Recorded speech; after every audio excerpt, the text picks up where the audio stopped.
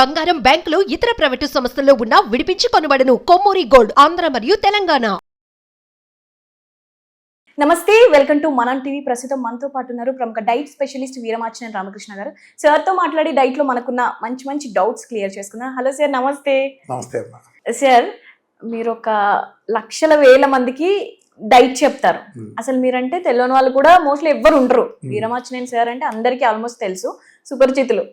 అయితే ఇంతమందికి, ఇంత వేల లక్షల మందికి డైట్ చెప్పే మీరు అసలు మీ డైట్ ఎలా ఉంటుంది, మీరేం తింటారు, మీరేం ఫాలో అవుతారు? ఫర్ ఎగ్జాంపుల్ ఇక్కడ ఏంటంటే ఒక పాయింట్ అర్థం చేసుకోవాలి.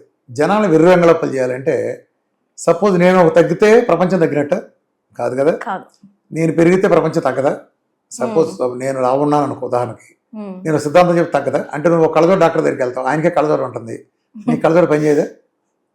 నువ్వు డెంటిస్ట్ దగ్గరికి వెళ్తావు, ఆయన 4 పళ్ళు ఊడిపోయి ఉంటాయి, ఆయన ఈ పళ్ళు కట్టలేడా?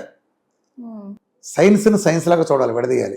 ఒక సిద్ధాంతం ఎవరు చేసినా తగ్గుతారు. నేను డైట్ మొదలు పెట్టక ముందు ఆల్మోస్ట్ 128, 130 అట్లా 129, 130 అలా ఉండేవాడిని. 30 కిలోలు తగ్గాను నేను 2 నెలల్లో. ఆ తర్వాత ఇది జరిగి 8 సంవత్సరాలు దాటిపోయింది. నేను గట్టిగా డైట్ చేసి ఏదైనా చేస్తే 5-6 రోజులు, వారం రోజులు తప్ప, అంటే నాకు కుదరదు, నా షెడ్యూల్ ఎలా ఉంటాయి. ప్లస్ నేను ఇంత నెట్లో ఉంది ఇప్పుడు 109, 108, 110 ఇక్కడే ఉంటాను నేను. మధ్యలో లాక్డౌన్ పీరియడ్లో మాత్రం 115 దాకా మళ్ళీ వెళ్ళే. లాక్డౌన్ టైంలో కొంచెం మా అమ్మాయి పుణ్యం అంట, మా పిల్లలు శుభ్రంగా తీసుకొచ్చి ఎన్ని పెట్టి నాన్న అని పెట్టేవాళ్ళు. సెడెంటరీ లైఫ్ స్టైల్ అయితే. అంటే మీరు కూడా సార్ అంటే ఇంత డైట్ ఇదంతా చెప్తారు కదా, అంటే మీరు చూసి తింటారా? అంటే ఇప్పుడు ఇది తినొద్దు అమ్మో అట్లాంటిదా, లేదంటే నచ్చింది అంత తింటారా మాలానే? నేను క్వాంటిటీ తక్కువ తింటా, ఎక్కువ తిన్నా. నేను ఇంతవరకు ఫుల్ బిర్యానీ ఎప్పుడు తినలా. ఒక బిర్యానీ ఉంటే 2 తింటాం చాలు. అంటే నేనేం చేస్తానంటే బిర్యానీ తింటాను అనుకో, సగం కంటే తక్కువే తింటా. సో నాకు ఫుల్ అయ్యే వరకు తిని ఆపిస్తా. దానివల్ల నాకు ఏ ప్రాబ్లం ఉండదు. నేను కనుక ఫుల్ బిర్యానీ తిన్నానా మళ్ళీ నా 130 నాకు వచ్చేస్తుంది. నేను 110 దాటపడం కారణం అదే.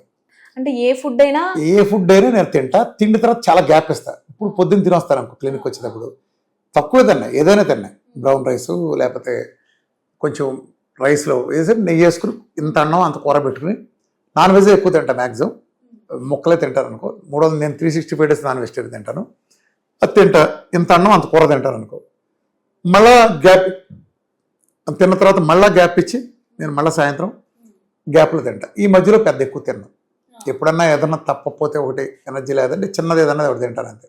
ఏంటంటే స్నాక్స్ లాగా పప్పు ఉండలు, ఎక్కువ వేసిన పప్పు ఉండలు, బెల్లంతో చేసినవి, పంచదార మళ్ళీ తిన్నాను, బెల్లంతో చేసినవి ఇది తింటాను.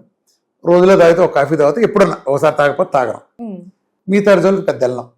ఎప్పుడన్నా తిన్నప్పుడు ఏదన్నా బాగా హెవీగా అనిపించినప్పుడు ఏదన్నా నెలకోసారో 2 సారో కూల్ డ్రింక్ తాగుతాను. అంటే ఉన్నాయని చెప్తున్నాను ఫ్రాంక్. బయటకు వెళ్ళి ఇట్లా ఎక్కువ దోశలు అంటే అలాంటివి తిన్నారు. పొద్దునపూట నేను బ్రౌన్ రైస్లో, అంటే బ్రౌన్ రైస్ కానీ మన పొట్టు తక్కువ రైస్లో అటువంటి వాటిలో ఆర్గానిక్ వాటిలోనే ఆర్గానిక్ కూరగాయలు అంటే చేసి తింటాను. ఇప్పుడు మాకు కొత్తగా ఇక్కడ శ్రీవారాహి సెల్ హెల్త్ వీళ్ళు తింటూ ఆర్గానిక్ వచ్చినాయి. అది వచ్చినాక నేను అంతకుముందు నాన్ వెజ్ ఎక్కువ తినేవాడిని కాదు, ఇప్పుడు వెజిటేరియన్ కూడా విపరీతంగా ఎంజాయ్ చేస్తాను. ఇట్లా వెజిటేరియన్ కూరగాయలు వచ్చినాయి ఆర్గానిక్లో. ఇవన్నీ కొన్ని యాప్స్లో చాలా ఫేమస్ అయింది వాళ్ళది. వాళ్ళు వచ్చిన తర్వాత నాకు వెజిటేరియన్లు అద్భుతంగా ఉన్నాయి. అంటే మాకు వచ్చిన ప్రాబ్లం ఏంటంటే, ఒకప్పుడు మేము పల్లెటూరులో పెరిగినాడు, పేడ ఎరువులు, మట్టి సమృద్ధిగా ఉండే మంచి నల్ల మట్టి నేలల్లో కూరగాయలన్నీ మేము పండించుకుని మేము కోసి తినేవాళ్ళం. అది ఆ రుచి పోయింది. ఆ రుచి లేదు కాబట్టి పెద్ద వాటిని తర్వాత వెజిటేరియన్ చేద్దాం చప్పగా ఉంటాం. మీరు నాన్ వెజ్ తీసుకుంటారా? నేను పూర్తి స్థాయి నాన్ వెజిటేరియన్. రోజు మొత్తంలో అది పండగ పబ్బం ఆడితో నాకు సంబంధం లేదు. నేను నాలుగు మీద ఒక ముక్క పడాల్సిందే. ఎక్కువ తిన్నా. మళ్ళీ నేను అసలు 1/4 కిలో మించి ఎప్పుడు ఎక్కువ తిన్నా. గత 20 ఏళ్ళు అంతే. ఒక 20 సంవత్సరాల కాలంలో నేను మ్యాక్సిమం తిన్న హైయెస్ట్ క్వాంటిటీ ఆఫ్ మీట్ అంటే మ్యాక్సిమం 1/4 కిలో అంతే. 4 2 కింద లేదు అంతే, అంతవరకు తీసుకుంటారు. నాన్ వెజ్ లేకపోతే ముద్ద లేకపోతే కుదరదు అంతే. చాలా తక్కువ తింటాను. అది రైస్ తక్కువ తింటాను, కొంచెం కూర ఎక్కువ తింటాను, సరిపోదు. అది తిన్నాక ఏంటంటే గ్యాప్ ఉంచుతాను. గ్యాప్ తర్వాత కావాల్సినప్పుడు నాకు కావాల్సింది తింటాను. 2 సార్లు నాకు కావాల్సింది తింటాను. స్నాక్స్ కావాలంటే స్నాక్స్ తింటాను, అన్నీ తింటాను. ఏది చేసినా 2 సార్లు చేస్తాను, మిగతా టైం అంతా గ్యాప్ చేస్తాను. అందుకని నాకు స్టామినా పరంగా నాకు చాలా ఎక్కువగా ఉంటుంది. కాకపోతే నేను బాగా హార్డ్ వర్క్ చేస్తాను. నాకు మార్నింగ్ క్లినిక్ రావటం అంటే 9-10కి క్లినిక్ వస్తాను. ట్రాఫిక్ అది ఉంటుంది కదా, ఎంత చూసుకున్నా పొద్దున్నే రావగానే కూడా ఎప్పుడు రీసెర్చ్లో ఉంటాను నేను. చాలా డాక్టరేట్లో చేస్తున్నాను, చాలా రీసెర్చ్లో ఉన్నాను, నేను చాలా రీసెర్చ్లో ఉంటాను. రాత్రిపూట కూడా గ్రూప్ డిస్కషన్లో లేకపోతే నాకు స్టడీ పర్పస్గా 12 దాకా 30 వరకు కూడా తింటూనే ఉంటాను. ఇక్కడ క్లినిక్ దగ్గర నుంచి వెళ్ళినా కాల్స్ ఆన్సర్ చేయటం లేకపోతే రీసెర్చ్ డిస్కషన్స్. అంటే నేను ఈ లోకంలో తప్పితే నేను దేంటో బతకను. నాకు వేరే ఎంటర్టైన్మెంట్ లేదు. అరుదుగా సినిమాలకు వెళ్తాను, మంచి అనుకున్న సినిమాలకు వెళ్తాను, అంతే. అంత మించి ఎంటర్టైన్మెంట్ లేదు. మ్యూజిక్ ఒకటి వింటాను, సైకిల్ దొక్కేటప్పుడు ఎప్పుడన్నా మ్యూజిక్ వింటాను, అంతే. సో స్ట్రెస్లెస్ గా ఉంటే కూడా వెయిట్ లాస్ అవ్వచ్చు అంటారా sir? Stress is the leading cause of obesity అమ్మ. ఇవాళ యూత్ అందరికీ ఉన్న స్ట్రెస్. వీళ్ళ స్ట్రెస్లు ఏంటంటే, గతంలో స్ట్రెస్లు అంటే ఇంట్లో ఎవరికైనా క్యాన్సర్ వచ్చిందా, ఇంట్లో ఎవరైనా చచ్చిపోతున్నాడా, లేదా ఇళ్ళని తప్పులు పాలైపోయామా, పంటలు నష్టపోయామా, ఇవి స్ట్రెస్. ఈ సంవత్సరం ఎలా తినాలి, పంటలన్నీ పోయినాయి, ఇది స్ట్రెస్ అంటే. ఇప్పుడు అలా కాదు. ఫేస్బుక్లో మనం ఫోటో పెట్టామా, 23 లైక్లు వచ్చినాయంటే 25 ఎందుకు రాలేదు. దీనికంటే స్ట్రెస్ భారతదేశానికి కూడా ఉండదు. భారతదేశ అప్పుల గురించి ఆర్థిక శాఖ మంత్రికి కూడా వీడికుంటే స్ట్రెస్ ఉండదు. 23 లైక్లు, ఆ 2 లైక్లు ఎందుకు పడలేదు నాకు కనీసం, ఏం తప్పు జరిగింది అని మదన పడతాడు. సో ఎదుటి సన్నాసి, ఆడేవడో సన్నాసి మన రికగ్నైజ్ చేయాలని. ఇప్పుడు చూడు, ఎక్కువ కుర్రాల ట్రెండ్ ఎలా ఉంటుందంటే, వీడో పనికిమాల ఫోటో కూడా తీసుకుంటాడు, అది సెల్ఫీగానో లేదా తీస్తాడు. ఈ కాకి పిల్ల కాకి ముద్దని అది ఒక అంతర్జాతీయ కళాఖండంగా ఆడికి కనిపిస్తుంది, దాన్ని పబ్లిక్లో పెడతాడు. దాని ప్రపంచంతో మెత్తుకోవాలని ఉద్దేశం. కనీసం దాన్ని ఎవడు పడుచుకొని కూడా పడుచుకోడు, దేకను కూడా దేకడు. అప్పుడు ఈ డిసప్పాయింట్మెంట్, స్ట్రెస్. ఆ స్ట్రెస్లో వెళ్ళి బిర్యానీ తింటాడు, మీరు కొడతాడు, లేక రకరకాలు అయిపోతాయి. ఇప్పుడు ప్రతిదీ స్ట్రెస్సే. అసలు స్ట్రెస్ అనేది విపరీతం. యూట్యూబ్ చూసి కాంపిటీషన్లు అన్ని స్ట్రెస్. అందులో పోటీ వాళ్ళు అయిపోయింది. పోటీ ప్రపంచంలో ఆడెంత ఎదగలేకపోయిన స్ట్రెస్, ఇంత ఎదిగినా కానీ ఇంకేమన్నా చూసుకున్న స్ట్రెస్.